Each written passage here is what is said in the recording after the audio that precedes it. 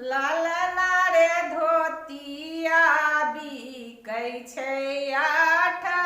गजिया की एका ओरा हरियरा एका ओरा पियरा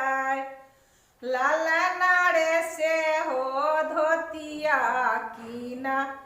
थीना सभे बाबा डांगा थीना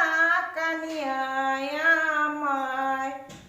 लालना रे से हो धोतिया पीना थीना रामे बरुआ काशीना गड़ा घूमे काशी के लोगा सभे सूतल कोई नहीं जागल रे लालना रे का पहर जाग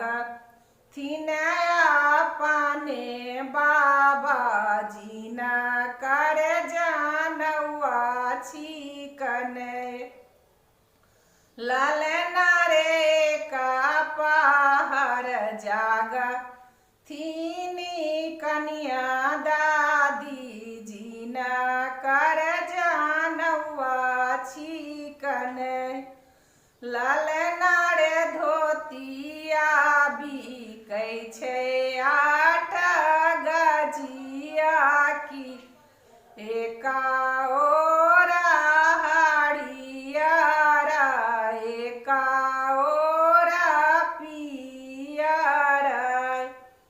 लालना रे से हो धोतिया कीना थीने पाने नाना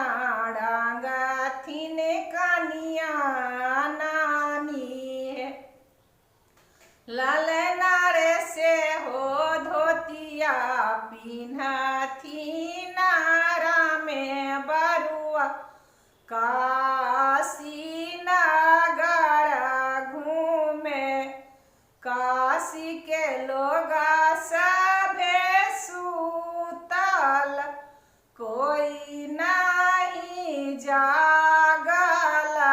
रे लालना रे का पहर जागथिने अपने नाना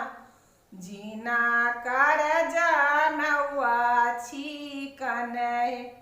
लालना रे का पहर जागथिना कन्या नानी जीना कर जानवा छिकने लालना रे धोतिया बिकै छै 8 गजिया की एका